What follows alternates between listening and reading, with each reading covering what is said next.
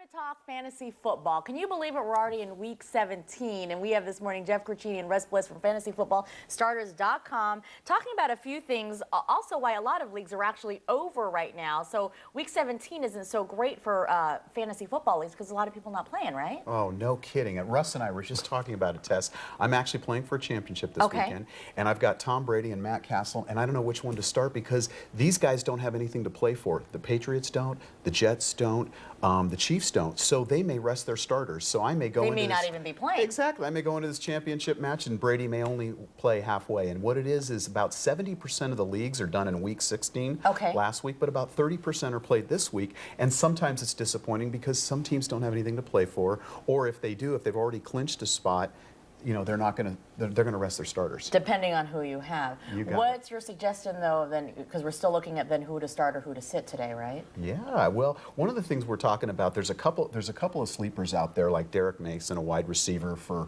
Baltimore. I think he's a good play this week. Running back, Russ and I were talking about Marshawn Lynch. But what's going to happen now as people set their lineups, going forward into the playoffs, there's a lot of leagues that you can set up, fantasy leagues specific for the playoffs. I've heard about this, playoff leagues. They're starting up now. So it's looking ahead because this one's already done, and fantasy football players still need to have something to do. Exactly. Well, as long as there's a game being played, fantasy players are going to find a way to play fantasy football. And what you do in a playoff league is you pick from the teams that are going to the NFL playoffs.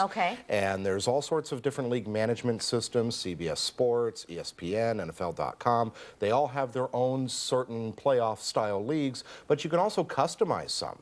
I came up with one 14 years ago that's still running today. We get 50 people involved, and the way that we set it up is we all pick 4 quarterbacks, 5 running backs, 5 wide receivers, 4 tight ends, 4 kickers, 4 defenses, and then after each week we have to drop somebody from the roster. So by the time we actually get to the Super Bowl, we've got a roster consisting of 1 quarterback, 2 running backs, 2 wide receivers, your standard roster for fantasy football. It all depends on who makes it there, right? Exactly. So, it's a combination of being able to forecast who's going to advance every week, who's going to play in the Super Bowl, and also picking the right players from those teams.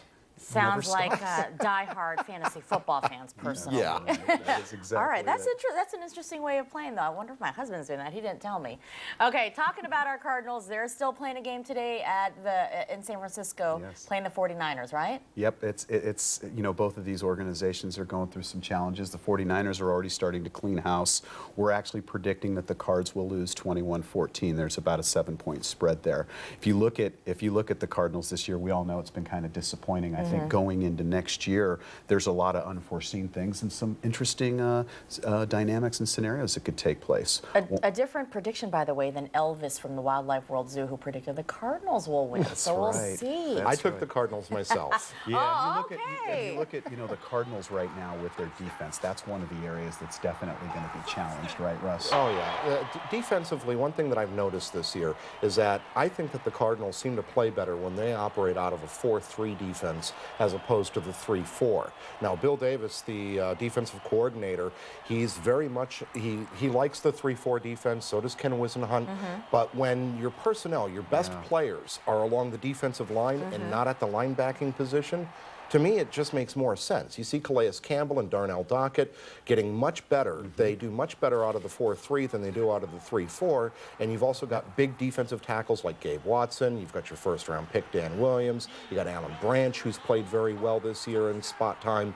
I think that they really ought to switch to the 4-3 defense as opposed to this 3-4 that they've been running. And they may clean house with their defensive staff because it was a bad year defensively. I was going to say, it'll be interesting to see what we do for 2011 in terms of changes on the roster. That's right. Even the quarterback position, too. I still think that there's a good chance that the Cardinals will look to get a veteran quarterback to come in during the offseason. Any names being thrown out there? Well, Donovan McNabb is somebody that I've brought up before. Another quarterback is Mark Bulger, right? Right. He was the guy that preceded Kurt Warner in St. Louis. Bulger, he ended up signing with the Baltimore Ravens at the beginning of the season. Yeah, he signed a 1-year, $3.8 million deal. But a real, you know, you look at, if you bring in a veteran test, then what you can do is it gives you a little bit more flexibility flexibility going into the draft, right? And You don't doesn't have to draft a Donovan quarterback. McNabb have a house here? Doesn't he? Yes, he live does. He in does. Chandler, have He a house in does. Chandler? There's a lot of say-so back and forth. You know, it's not the same type of system. He's been in a West Coast type of system.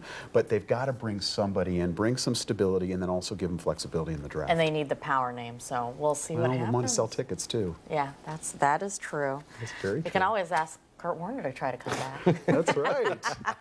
That's right. All right. Hey, you guys are also, of course, on Facebook and Twitter, aside from your website, right? Yes, we are. We've got it on our homepage now. If you can like us on Facebook or on Twitter, like we talked about last week, Russ is going crazy. He's getting SEO friendly and everything. So he's a social media guy, but we're going to stay real active in the off-season test. We're going to be having mock drafts, and again, we offer all of our. You can register for free at the site. We're going to have tons of information. If you want to play in one of those crazy fantasy football leagues that Russ was talking about between now and the playoffs, you can use our predictions to help you win. All right.